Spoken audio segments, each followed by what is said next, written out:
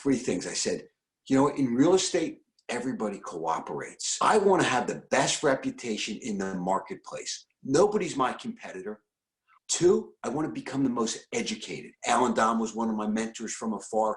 1990, he was the #1 sales guy in America.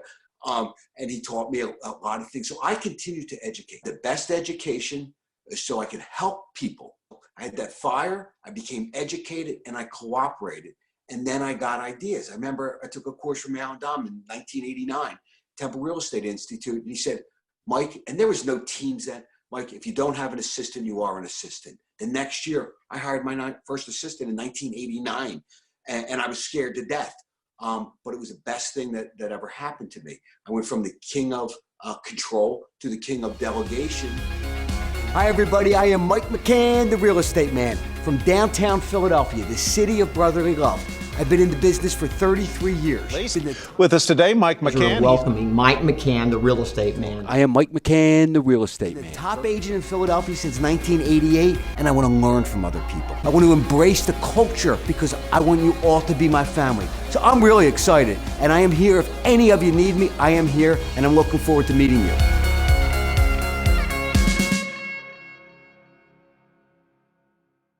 Allan Domb is making good on a promise. Allan Domb said, I'm going to donate my whole salary to the Board of Education. And he did it. I used the GUT formula. And he said, gross, urban, what is that? I said, it's called gut. Councilman Domb. How it works to improve the lives of citizens and small businesses. I really didn't have a formula. A lot of what I've done in real estate, everyone thinks they're geniuses in real estate. You just have to sometimes go with your gut. Come to Philadelphia, Tyler. We're looking forward to you. All right, I'd love it. I'll be down there. How about that? Awesome. End awesome. of the month. Thank you. Now okay, that bye-bye. I want to see. Jones, and this is the Philly Real Estate School podcast. I'm excited for our second podcast. We have a very special guest on here today, joining Mike McCann, the real estate man, Jim Onesti, Asa Curlin, and Ben Houston-Jones. And we have City Councilman Allan Domb joining us. Allan, how you doing? Good morning. Thank you. Doing well. Great. Well, let's get this show on the road. Thank you for joining. We really appreciate it. I know you're super busy. You have so many plates spinning. It's unbelievable. And we really thank you for your time. And we're looking forward to providing value to our audience. So, Mike, you want to start us off? Yes. So, hello, everyone. Thanks for joining. Allan Domb is probably my only mentor in real estate. And whether he knows that or not, he probably does because I'm his biggest fan. But Allan's been around a little longer than me. And he was the #1 realtor in America. I took classes with him. He taught at Temple back in the late 80s. I took classes. And some of the things I learned from him allowed me to excel beyond everyone else. And I never forget that. And I was with this small brokerage. There was no other people. And Allan was like a mentor who I watched from afar and took classes at Temple. And a couple things, Allan, that I just want to say to you is a couple things you said to me early on in 88, probably 89. You said, Mike, if you don't have an assistant, you are an assistant.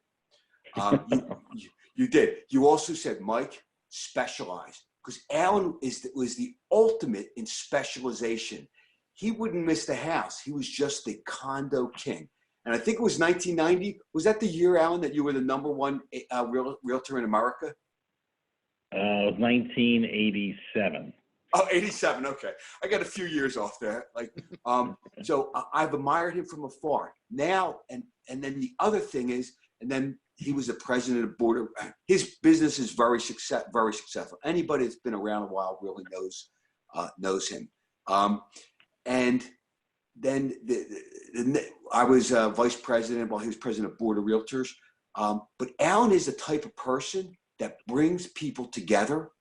And I watched that directly when I was vice president. He was president of Board of Realtors. I was just a token vice president because Allan was brilliant, brought the city council together with the Board of Realtors. He brings people together. And I remember my son, the first time that he heard Allan Domb, he said, Dad, I love listening to that guy because he's very impactful and he's no nonsense. And then I give up the biggest respect because Allan ended up becoming a city council person. That with the time and commitment involved, he's given back to the city of Philadelphia to the tunes of losing, I can't imagine how much money in his regular business because of his commitment. And that's because Allan cares. Reminds me of like an Ed Randell in the 90s. Allan cares more about Philly and wants to give back, and he wants to help. So I'm honored he would come on here. And Allan, I just want to do two things. I want to talk about the city, and I want to talk about your real estate career. But just please give our audience a brief where you came from, your thoughts, how you started, and how you grew to be so successful today. Well, first of all, Mike, that was a very, very kind and amazing introduction. And I will tell you, my feelings are mutual to you too, because you've done amazing things for the city. You've built a tremendous organization. You are the Mike McCann, the real estate man. Everyone knows that slogan, and that is key. I mean, that is something that is very important. And I've only had you by a few years, Mike. I think I started in real estate at the end of December of '79. And I'll just give you a quick 2-minute overview. I grew up in Fort Lee, New Jersey, in a modest 4-room, 800 square foot, 2-bedroom, 1-bath home with my brother and I in one room and my parents in the other. And we got evicted actually when I was age 12. By the way, the rent was $100 a month. I grew up pretty modestly. But I didn't know the difference. I mean, I remember the glasses we used to drink out of had these ridges around the edges, and I thought it was fancy glassware. Till I realized later my mother was recycling the Hellman's mayonnaise jars for glasses. But we got evicted. We got evicted when I was 12 years old. I never forgot it, because my mother complained about no hot water for 10 days in our apartment building. There were 63 units in the building. And the landlord lived in some place. I was in Fort Lee, New Jersey. The landlord lived in some place called Lower Merion. I never even heard of it at that time. And he evicted 3 families. And so we had to move. And all through my life, though, I'd always had part-time jobs. You know, I was 4 years old. My brother was 8. I'm going to sound old, but we used to go out on the corner of the bus stop, the number 9 orange and black bus that went into the New York Port Authority. Ours was the last stop. We'd go out at 5:30 in the morning. I'm 4 years old. Shining shoes for 25 cents, trying to get a 10-cent tip. And I had every kind of part-time or job you can imagine, from 2 paper routes when I was 11 years old, one at 5:30 delivering what was called the Hudson Dispatch, and then in the afternoon after school, the Bergen Record. Then I worked in a gas station making $1.60 an hour. And then in high school, I was on the wrestling team. My parents wouldn't let me play football, but I got a job in an office building. I don't know if I ever told you this one, Mike. I was a janitor from 6:30 till 10:30 at night, Monday through Fridays, 5 nights a week, cleaning offices, you know, emptying trash cans, vacuuming, cleaning offices. And I remember getting paid $1.60 an hour. That was the minimum wage. But I will say this, I always remember that I always was big on saving versus spending. And that's really what I want everyone to take away from this conversation, saving versus spending. When I graduated from high school, I went to college at American University in Washington, D.C., and I worked full-time and went to school in the evening, but took a full-time curriculum. And I was not a good student. And I realized, by the way, that taking classes at night was much easier than taking them during the day. People were tired and the teachers were easier. So I worked full-time at a company called Phelps Time Lock Service, a time recording door lock company. I remember I made, I think I was making $100 a week or something like that, and got an opportunity to move to Philadelphia to make $15,000 a year when I graduated, which was a lot of money for me. So I came to Philadelphia knowing no one. This was the end of 1976, and there was a paper strike. I had to look for my apartment. It shows you how old I am. I had to look for my apartment in the Yellow Pages. Okay, found an apartment up at a place called North Wales English Village, because I wanted to go to graduate school at Temple. Everyone said to me, "You can't go to Temple downtown. It's not safe. Go to Ambler." So I didn't know anyone here. I rented an apartment there. I'm commuting to a job. I got a job in Philadelphia with Phelps Time Lock as the general manager when I was 21, managing 15 people who at that time I thought were old because they were from 25 to 40. But when you're 21, that looks old. Long story short, I tripled their business from 1976 to 1978 in 2 years, basically. They gave me a $10 a week raise. I said, this is ridiculous. I can't survive. I heard a guy on the radio named Jay Lamont, director of Temple University's Real Estate Institute, started taking classes at Temple, remember, in November of 78, 79. I heard on his radio show, WPEN 95 AM, all about real estate. So I took my classes and started in real estate December of 79, specializing, as Mike said, in luxury condominiums. I'd read a book. So I didn't have a lot of people that could help me at that time. So I read a book, How I Sold $1 Million Worth of Real Estate, written in 1969 by a guy named Glenn Gardner. And every appointment I went on, I carried this book with me, like the listings. It would tell you all the different closings, the Ben Franklin, the alternative choice, all the different types of closings you could do. I read the book before I walk into the appointment. So, by the way, this guy who sold $1 million worth of real estate sold 40 homes worth an average of $25,000 back in '69. But the one thing that stuck out to me in the book that I'd like to share with everybody, it said, 1, become a one street specialist, learn that block better than anybody else, so people seek you out versus you having to seek them out. And number 2, it said, you make a living selling real estate, but you create wealth owning it. I want to repeat that. You make a living selling it, you create wealth owning it. So I had that book with me. It's now 1980. And by the way, I don't know how many of you were in the business from 1980 to 82, but interest rates shot up to 21%. In fact, if you look at a home today that is $1 million compared to a home back then that was $250, the mortgage payment back then was higher than the loan today for $1 million. Because interest rates at 21 versus today at 3.5 to 4, you can see that leverage. So we had an affordability problem back then. Those were tough times. And everyone thought the sky was falling and the economy was crashing, and it was difficult. But I started part-time in real estate in 1980. And part-time for me was I'd go into the real estate office from 6:30 to 8:30, go to my full-time job. I still had my time lock job. I was making $15,600 a year. And I go, basically, I've had 2 full-time jobs. Real estate from 6 or 8:30 in the morning, went back to my full-time job till 6 o'clock, returned phone calls on my lunch hour for real estate, and I would work from 6 to 10 o'clock at night, Monday through Thursday until 8 o'clock Friday, and full days Saturday and Sunday in real estate.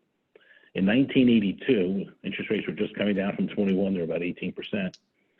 I won the award in Philadelphia as the top realtor with $6.3 million of sales. That was the top at that time. That was big. And then it was big, yeah, right. And in fact, I remember the event was in the Barclay. It was a luncheon hosted by a former newscaster named Larry Kane. In 1987, the National Association of Realtors recognized me as the #1 residential realtor in the U.S. And at that time, wasn't even that much. It was 36.7 million of sales. But it was a different, that was 33 years ago, I guess. That continued till 2004, then they stopped it. In 1990, I was president of the Board of Realtors, and Mike was our vice president, and I really enjoyed having you there, Mike, so thank you for your service then. In trying to remember the pieces. In 1999, I did my first development. It was a little building on Washington Square. You might know Tallulah's Garden, the restaurant. It was next door. It's called the Saunders Building. And I did it with a partner, and I learned a valuable lesson. I made no money, zero.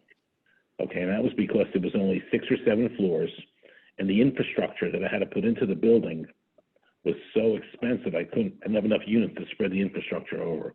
I had to put 2 elevators in, all kinds of fire equipment, sprinklers. If I had a building that was 20 stories, it would have been the same cost of the infrastructure, but I could have spread it over 20 units. So I learned a valuable lesson. Bigger units, bigger size developments can spread that basis over more units. So I did the Washington Square Saunders. Then the next building I did was the Barclay. It used to be a hotel. I don't know if anybody remembers that. It's called the Barclay Hotel. Nobody wanted that building. It was a dump. There were 33 condominium units and 250 closed hotel rooms. It's at 18th and right below Locust on the square. And I bought the building, and I had to, in order to buy that building, I went to a bank called Jefferson Bank at the time, had to sign personally, had to pledge every piece of real estate I owned at that time, and personally sign, which my lawyer said to me, don't do it, you're crazy, that's a mistake. But I was a risk taker, and I did it. That was the only way I would get the loan. By the way, the loan at the time was $10.7 million for 250 hotel rooms at the Barclay, which equaled 150,000 square feet. So I was paying 10.7, about $80, I guess, $75 to $80 a foot for the Barclay. I began selling the Barclay as raw space. I built 1 or 2 units and sold it as raw space, and that's how the Barclay happened. And I sold the units mostly for 150 to 200 a foot. Today they're worth 700 to 1,000 a foot, but people improved them. Let me go back in time though and come back to the Barclay. Is this, Mike, am I on the right track here? Or you want me to speak? Absolutely. No, I love it. I love it. Keep going. So I'm going to go back to I'm 12 years old. We're living in this Fort Lee apartment, 800 square feet with the cheap rent. And my parents had decided they wanted to buy a piece of land in Florida. And at that time, there were these land sales people selling lands to, people in New Jersey, New York, Connecticut, Pennsylvania for retirement. So I'm listening in the hallway. It's like an evening appointment, 7:30 at night. Salesman comes up. He's pretty slick. And I'm listening in the hallway, and he's telling my parents about this lot in a place called Palm Coast, Florida. I don't know if anyone has heard of that. And they decided to buy a lot for $3,000. You have to put 10% down. That was a struggle, $300. And they had to pay like $30-some a month, I don't know, 7 or 8 or 10 years. So they buy the lot. As the guy's leaving, I said to him, "Excuse me, sir, do you have any land on the water?" He says, "Yes." He pulls out of his briefcase like a fact sheet. And this is property at Palm Coast. It's $10,400. So I said to my parents, I might have an interest in this. And I had all these part-time jobs, so I had saved about $1,500. So and that was a lot of money back then, $1,500. So my parents said to me, "There's no way you're buying this. You need to focus on school. You're a minor. You're 12 years old. We're not signing it." Behind their back, which I probably shouldn't have done, I called my grandmother, who was living on Social Security, basically didn't have a lot of income, and said to her, "Hey, Grandma, would you consider co-signing this lot in Florida?"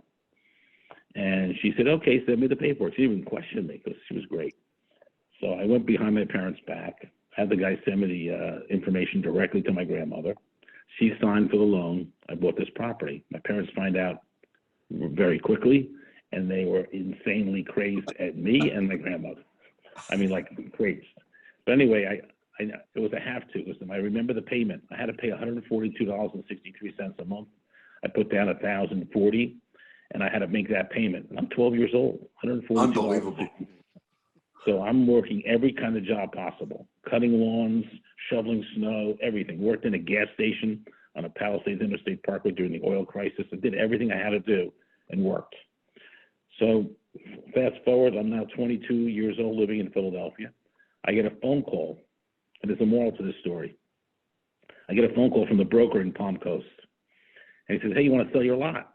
I'd paid $10,400. He goes, I said, "Well, what's the price?" He says, "I can get you $25,000. I never checked anything. Okay. I said, $25,000. Yeah, I'll take it. I sell the lot. Long story short, that lot today is worth $400,000 to $500,000. It's right off the intercoastal. And the lesson I learned was don't sell great real estate, especially in a great location. But anyway, I sold that lot and went on to keep buying. I didn't mention this, but when Society Hill Towers converted back in 1979, I bought 2 condominiums there. And at that time, the mortgage company was called Colonial Mortgage. I don't know if anybody remembers Colonial. That later became GMAC. They allowed you to put 5% down as an investor, which was unheard of, but they allowed it. So I was able to buy 2 properties there. But I always had this concept from 1980 forward, and that was, and I think, Mike, you have the same concept. If I made $100,000, I lived on 40 and I invested 60. I always lived on less, far below my means, and always invested more. And Absolutely. I always developed, right? I always developed it. Go ahead, Mike. No, just let me say one thing in there. Absolutely. And the one thing that you said earlier, that anybody that hears me speak, I always say, and I always say, I got it from Allan Domb, you make a living selling real estate, you build wealth owning real estate. So, go ahead. That's great. Yeah. So I started buying condominiums, which I knew.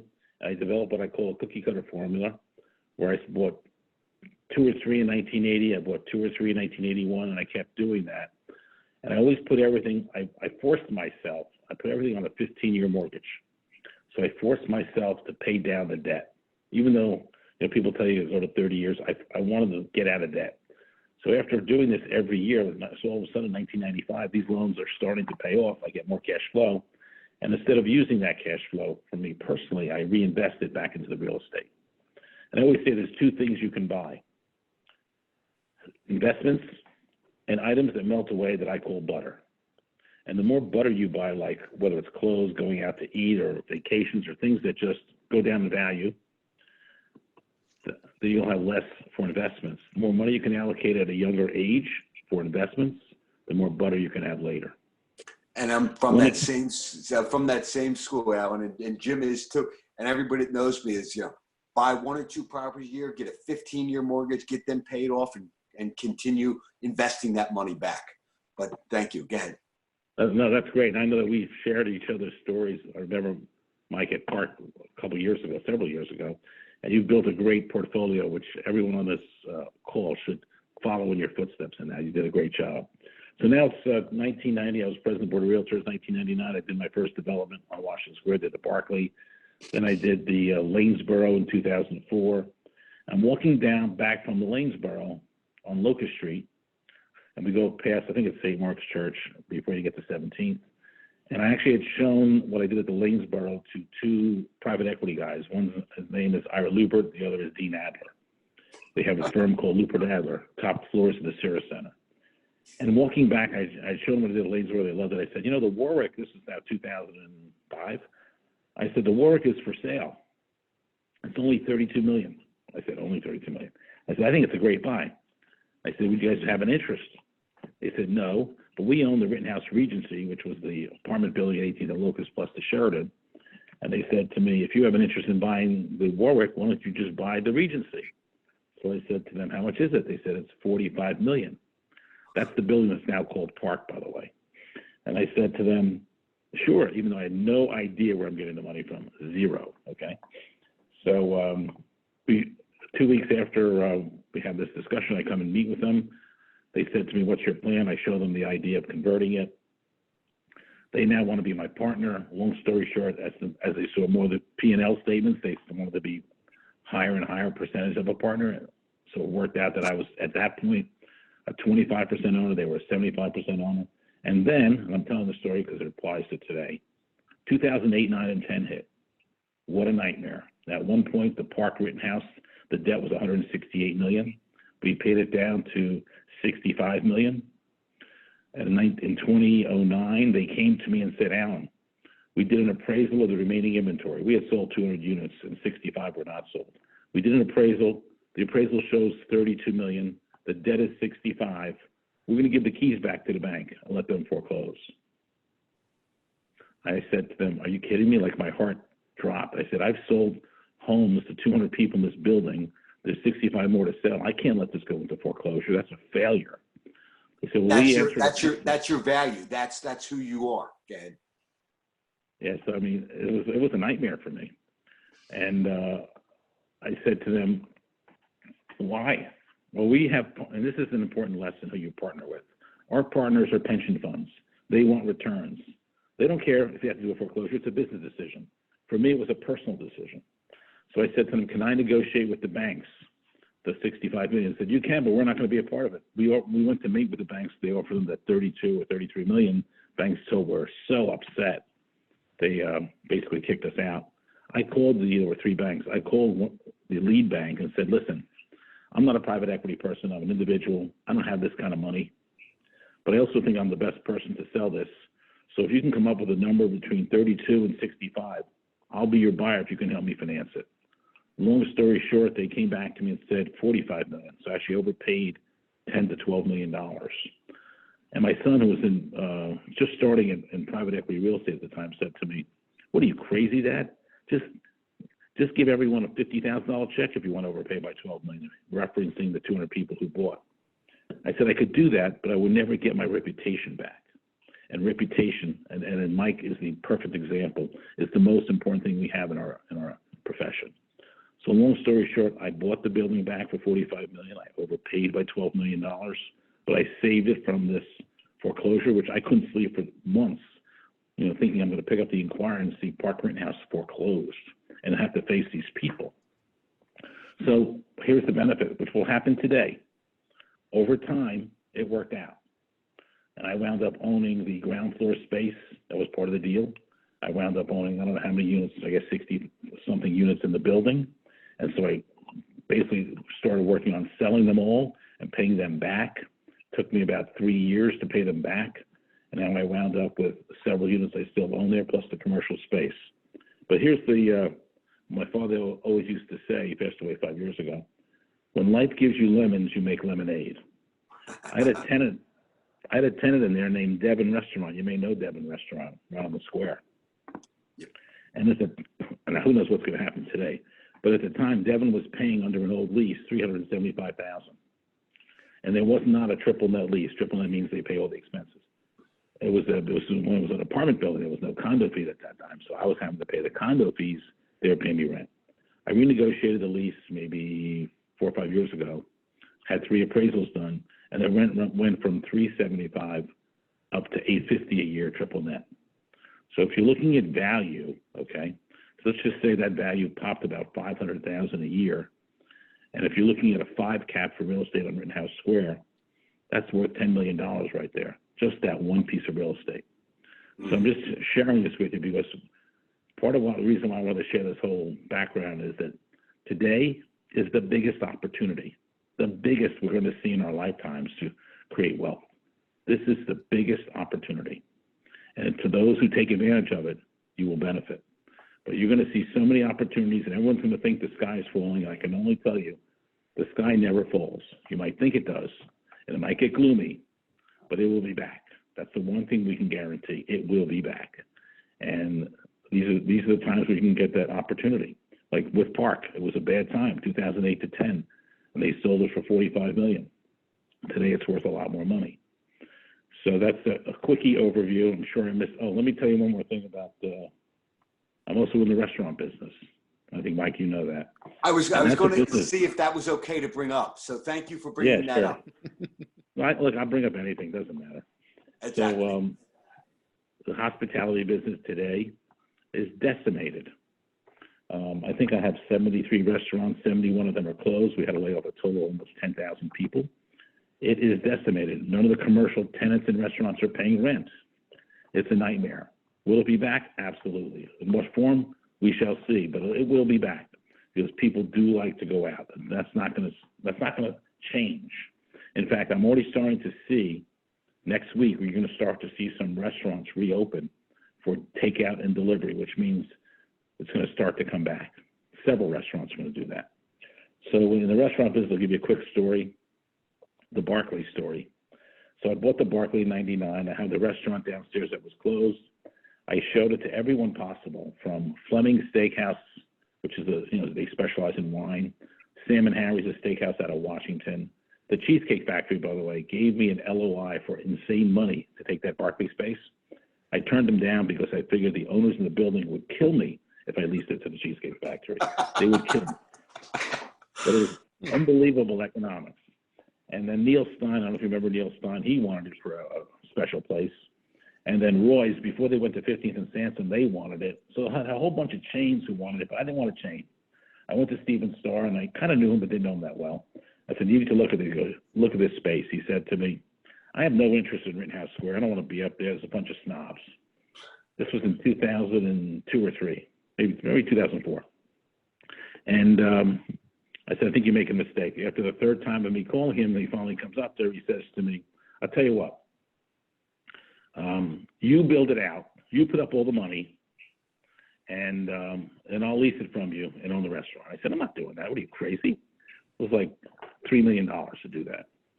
So long story short, we worked out a deal where I would put up 75% of the money. Star Restaurants will put up 25% of the money. This is for the restaurant. And it would be a loan at 8% interest. And once the loan's paid back, Star Restaurants would own 50 and I'd own 50. So here we now, and by the way, it was not called Barclay Prime. He had hired an interior designer. Very few people know this story. Her name was India Mondavi from Paris, France. And the restaurant, was called La Bibliothèque. How many people on this call have been to Barclay and have seen the books all along the walls?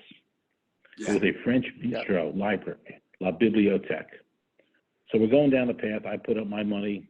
I turn to Star Restaurants and say, hey, Stephen, will you put up your money? He says to me, well, could you loan me my money? The typical restaurateur, right? Could you loan me my investment? I said, are you out of your mind? I'm not doing that. I said, well, under one condition I might consider it, and that is if you change it from small plate French to like steak and seafood, I might consider it. So, every restaurateur steals from everybody.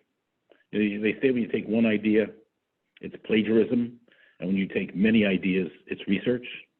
They sent their vice president down to a restaurant in South Beach called Prime 112. I don't know if anyone's heard of that. It's a big steak restaurant in South Beach, Florida, Prime 112. And what do they come back and call this? Barclay Prime. So that's where the name came from, that a lot of the concepts came from. So that's Stephen's tough as nails. He's tough. A year later, he calls me 11 o'clock at night. He's doing a private equity deal and says to me, I'd rather you be my partner than this private equity company. I said, how much time do I have? He said, you have till 10 o'clock tomorrow morning. And by that point, I had, by the way, paid off the Barclay loan, even though I personally guaranteed everything. So I called back Jefferson Bank. At the time, you probably remember, it was Betsy Cohn, Mike. Remember Betsy Cohn? Yep. And she said to me, well, if you're willing to sign your life away like you did before, I'll lend you the money. And that's what I did. I got into the business with Stephen. So that's a kind of a quick overview. Let me bring you up to speed. It's now, I'm sitting in my office in 2011. I get a phone call from Al Perry and Kurt Gasper from the GPAR. Yep. And I've been president in 1990. They said to me, hey, Alan, we want you to come back and be president again of GPAR. I said, I'm not doing that. It's like, I remember saying this to them. I said, it's like remarrying my first wife. I'm not doing it. I don't want to do it. So long story short, I thought about it. I said, you know what? The real estate industry, the profession, the Philadelphia, at that time, the Philadelphia Board of Realtors or GPAR, it's been so good to me. I said, you know what? I'll do it. So I came back and I was president, I guess, from 13, 14, and 15, 3 years there. And that's when I realized what was going on in the city and how the city could use, help from an outside business. Yeah. Leadership, man. And Alan doesn't do anything in a small way. That's the one that, and man, you guys think I work a lot? Unbelievable, this guy. Go ahead now, sorry. That's all right. So I decided I would run for city council, and with the support of GPAR and Mike McCann, who was tremendously supportive. Really, I want to thank you, Mike. Really amazing. I was fortunate to win in the primary, and I was fortunate to win in November of 15 for an at-large seat. And then I had another election recently, and again, Mike was super supportive, and I won again in, 2019 in the primary. And Al, and I got to thank you. I met Bernard Hopkins, who is the most underrated world champ in the world. And his story's great. And I met him at one of Alan's fundraisers at Cuba de Libre. And I had the greatest conversation. And I have a picture of me. It was just on Facebook because it was of me giving him a left hook. But that was great. And I just want to say one more thing. I pray, because we all want Allan Domb to be mayor someday, and I will give everything I can legally and financially and emotionally, because this guy pulls people together and would grow it. I saw your reaction with the other council people. Get Al, I'm sorry, I'm jumping in. That's okay. Well, thank you. It's very kind. Let me just mention to you something that I am working on that you could probably take back to any of your clients and customers, and even if it doesn't apply to them, you should take this back. So I think one of the things I want to make sure that I leave with all of you is that this is a great time for you to get closer to every customer and client, and not just by email. Pick up the phone and talk to them. This email stuff is great, but that personal phone call is invaluable to people. Invaluable. That there's an expression: no one cares how much you know until they know how much you care. So if each of you listening on the phone said to yourselves, I'm going to make 25 personal calls today to my customers and clients, and just fill them in on what's going on, or tell them, any information on what's going on. So here's something you should fill them in on. I've, in the last 2.5 weeks, I've negotiated with about 16 banks in Philadelphia to provide forbearance agreements of 3 to 6 months. A forbearance agreement is basically where you're putting your loan on hold, almost like pressing the hold button on your video or TV. And you're saying for the next 90 days, we're not going to pay mortgage principal or mortgage interest or both over the next 180 days, and they extend the loan on the back end. So if the loan expired January 1 of 2030, you had a 6-month forbearance, it would push out to June of 2030. Yep. Which, by the way, for everyone today, that's a blessing. Now, who is this available for? Individuals who've lost their jobs, individuals whose income are down, maybe real estate people. How about investors whose tenants aren't paying? Okay, I spoke to the presidents of 16 different banks. I'm going to give you a list of some of them that have agreed to do forbearance on a case-by-case basis. For example, if you lost your job and you're making $100,000 a year and you can't pay your mortgage, but you have $2 million in the bank in reserves, they're probably not going to give it to you. But if you're a real situation, they are. So Bank of America, President of Bank of America agreed. BB&T, Bryn Mawr Trust, Customers Bank, First Priority Bank, First Trust, M&T, Republic Bank, anyone have loans with PIDC, they agreed. Santander, TD Bank, and WSFS. Citizens and PNC will also do it. They just didn't sign on. If there's any banks that I missed that any of you are dealing with and you want me to speak to them, Mike has my email. Email me their contacts and I will speak to them. I have one today I'm speaking to at 11 o'clock, Second Federal. Awesome. It's funny, one other thing. Allan is the first person, I don't know if it was 2 or 3 decades ago, probably three, that 100 calls a day. Allan was known for making 100 calls a day. So 30 years ago, nobody could believe that he could make 100 calls a day, but he did that religiously. You get into a groove and you just do it. The biggest takeaway from this call is 3 things. 1, this is an opportunity. 2, as Mike said, you make a living selling it, you create wealth owning it. And 3, I can't stress this enough, get on the phone with people. People are feeling by themselves right now. Get on the phone and talk to them. And Allan, and the story is just like myself, just like you, to a much bigger scale. Came from nothing, been working since you were little, had big hopes, big visions. However, took risk. Times weren't always smooth. You got through it. That patient persistence and overcomes resistance. You got through it. There were down times. You never gave up. Then you've taken your wealth and your the notoriety and everything and personality and ability to give back to the community. I mean, what you're giving back, and I briefly before you have to go, because I know you don't have much time left, and I appreciate all your time. This is invaluable. Is how your passion for now giving back to the kids, the school, with helping with the schools, with education and giving back to the city, and all the schools you go to, all the churches you go to, all the neighborhoods where you never went to before, and how you're giving back. You're not taking a salary, but you're also, I know you're giving a lot that wise, but you're giving more of your time and everything. And I know the passion with the kids. What's that in the school that you want them to teach? What's that called? Coding. Yes, coding technology. Yes, coding. Yes. So just tell us a little bit about that, because sure. Yeah. Let me. I didn't bring that up, but I'm a big believer in teaching. Let me just say one more thing, Al. I always tell people, I thought I had a lot of stress. Like having wealth, you have much more of a responsibility than when you don't have wealth, because you should take that and give back. And that's what you're the prime example. That's why you continue to be my mentor from afar, as I said. Go ahead, Al. That's very kind. Thank you. That's very kind. So I'm a big believer in our schools that we need to do 4 things. 1, teach financial literacy from pre-K to 12th grade.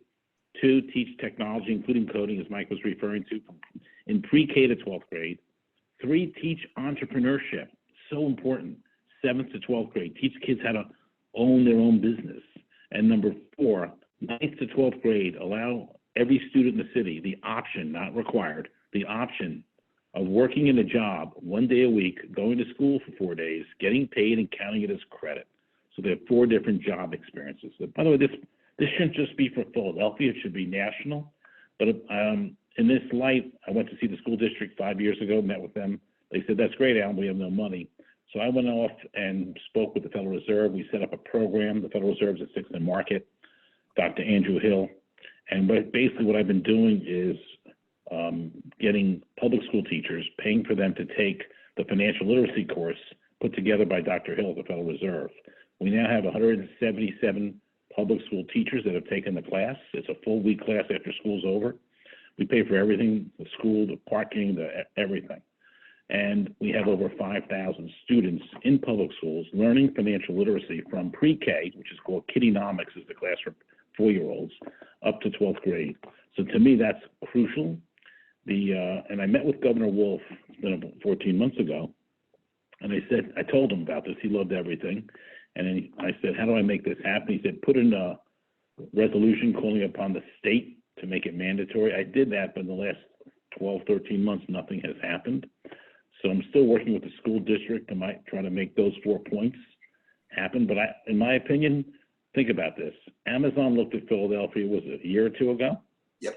If they had seen Philadelphia with a program of teaching technology from pre-K to 12th grade, okay, and creating a pipeline of future employees for them, basically, and an educated citizenship in Philadelphia, we're going to attract businesses that way. And one of the reasons, in my opinion, when you look at this, everyone's looking at news today, you see how many people have filed for unemployment in Pennsylvania. And I think we're the second largest state in the country for unemployment claims. And I think it's because of 2 reasons. One, Governor Wolf shut down the state pretty early, which was good. And 2, though, many of our jobs are lower level blue collar type jobs that have been lost in this pandemic, whether it's service workers or lower level jobs. You know, the average income in Philadelphia is $42,000. Of the top 20 cities in the country, we have the lowest average income. So what I'm really saying is we need to train our citizens of the city and state to be more advanced in their employment and give them better opportunities with better paying jobs. That's part of the reason why we have a high level of poverty. That is a big picture. One last thing I will say about this pandemic, and I was quoted, I think, in the paper. We are not going to be able to tax our way out of this problem. And we're probably going to have to cut 10 to 15% of the city's $5.2 billion budget. And those are going to be tough decisions, but we have no choice. In my opinion, if we have to cut 10%, I'm actually going to push for us to cut 13 to 15%, because this is an opportunity for us to revisit our whole tax structure and figure out how to make Philadelphia the most advantageous city in the country for an existing business to grow and to attract a new business. And what we have not been doing under this administration is investing in the tax system. It's like you need to invest in the tax system, lower the net income portion of the BERT, lower the wage taxes lower so we can attract more people. Because the only way to get out of this is to build our economic base. You can't tax the existing people. They can't afford it. We need to bring more people to the store. Absolutely. Absolutely. That's why we want Allan Domb for mayor. I pray that you do it. Allan, I am grateful. I can't wait to talk to everybody after this conversation, because this is invaluable. You've been around, 4 decades doing this, giving back to the city. I couldn't agree more. I mean, the impact you're going to make on those kids' life. All I ever wanted was an opportunity and help trying to bring this to the schools and to the less fortunate people, the impact you're going to have in people's life. And as you know, Allan, that's much more valuable.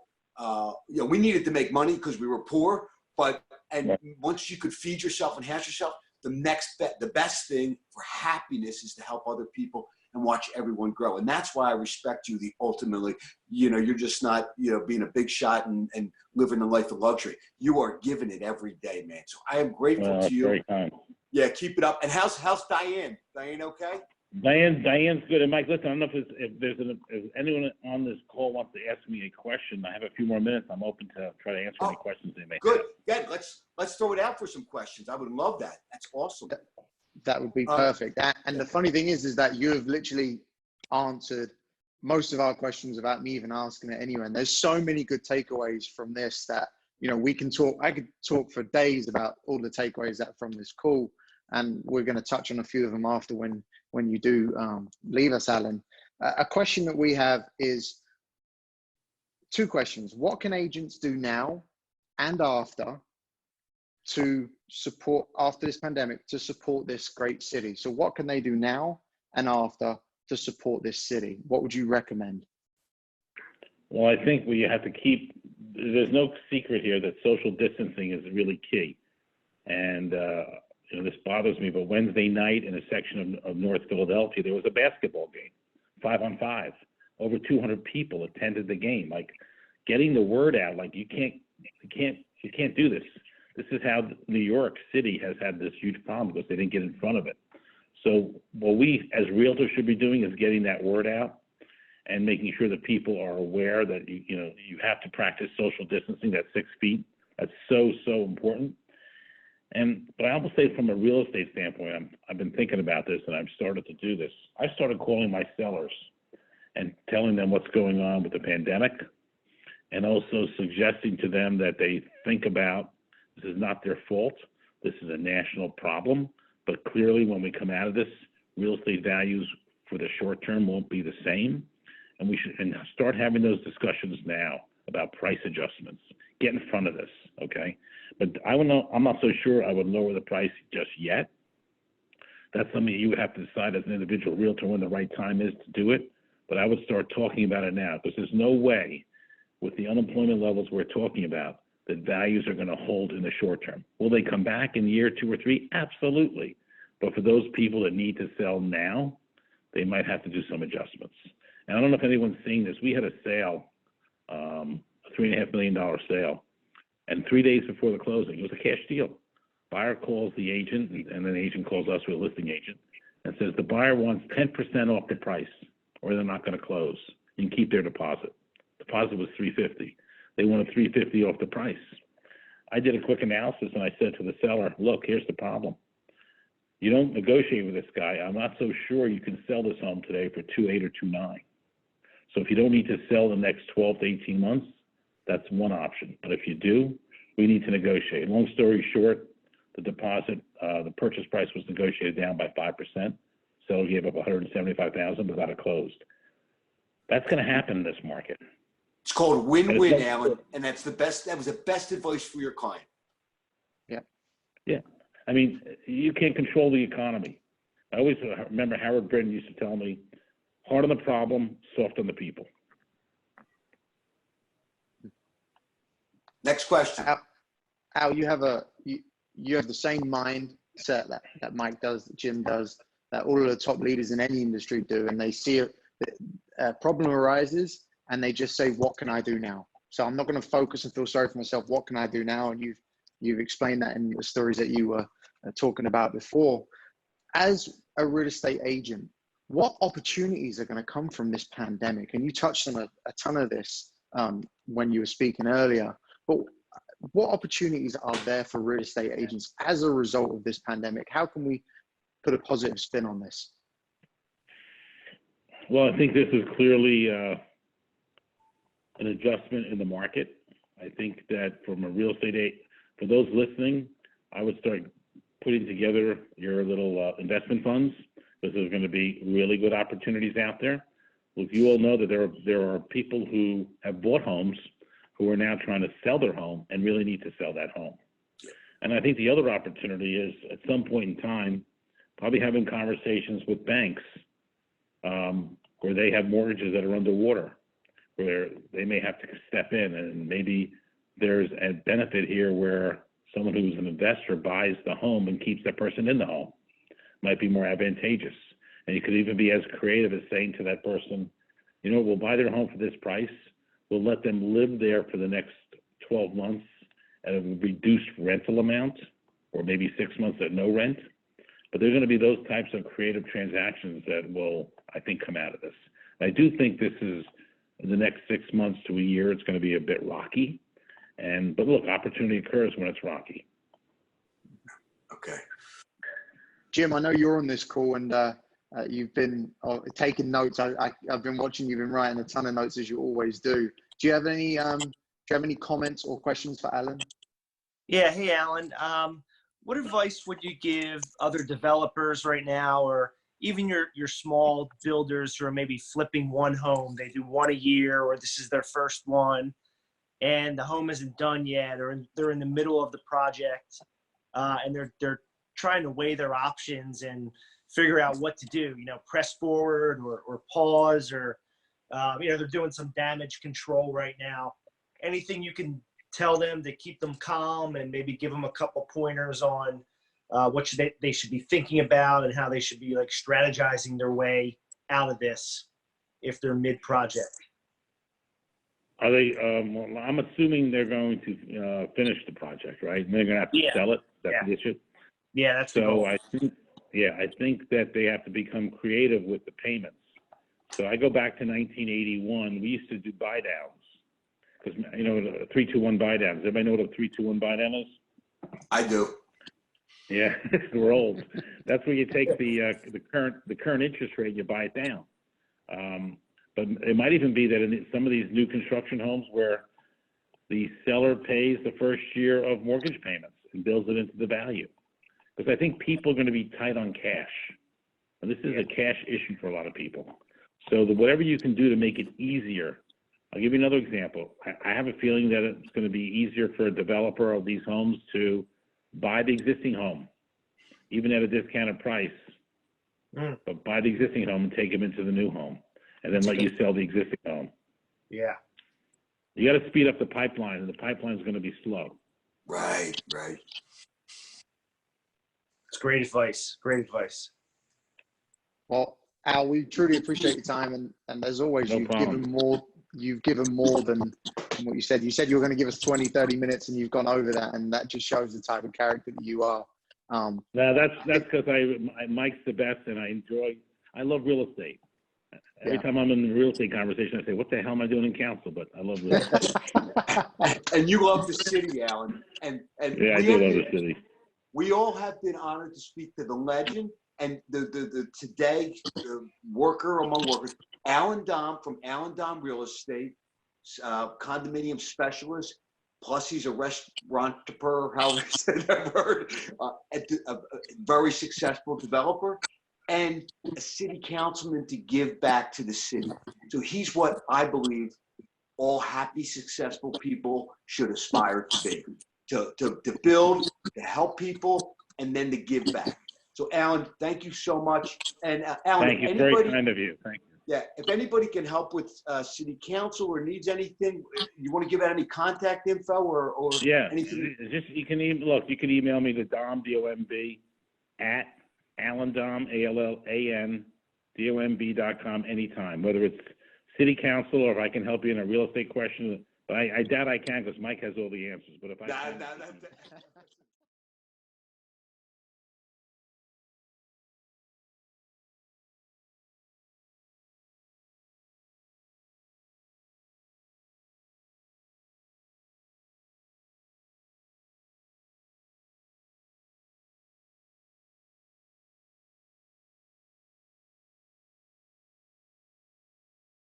Hello everyone, I am Mike McCann, the real estate man.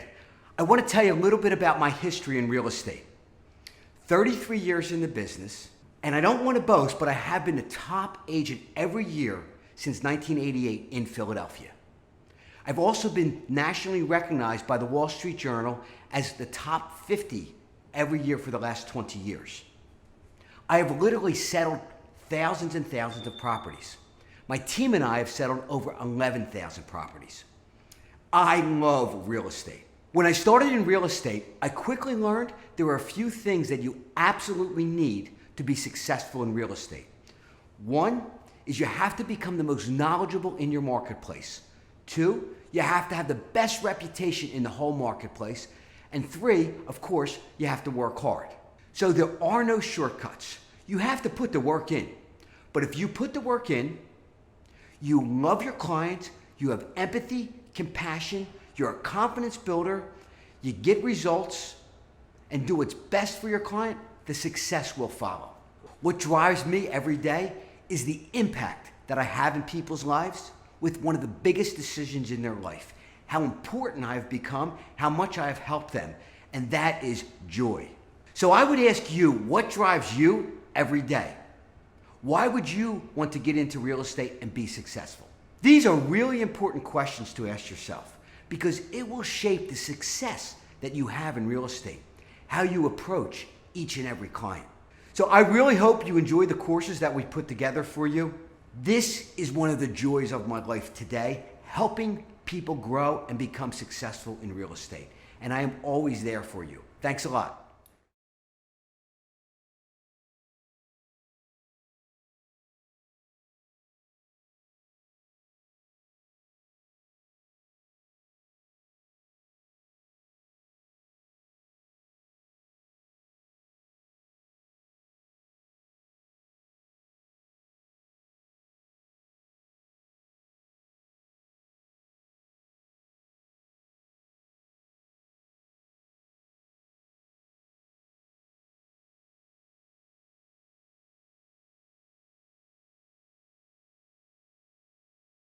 My name is Jim Onesti. I've been a realtor for 20 years.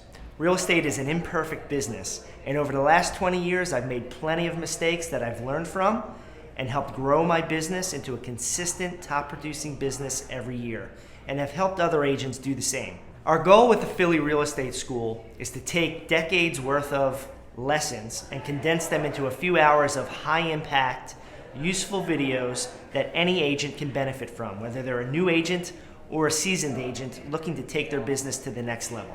At the Philly Real Estate School, we will have lessons on how to double your business, how to survive your first year in the business, how to build a mega real estate team, how to capture and successfully sell new construction listings and build a new construction business. We will have instructors like Mike McCann, the real estate man, myself, and other individuals who can add value and help you take your business to the next level. We built the Philly Real Estate School because we work in a culture of sharing. It benefits us all as the level of professionalism and knowledge increases in all realtors. Not only that, someone has done it for me. At the beginning of my career, I've had fantastic mentors that have helped me take my business and my personal life to a higher level. And that's what I would like to do for you.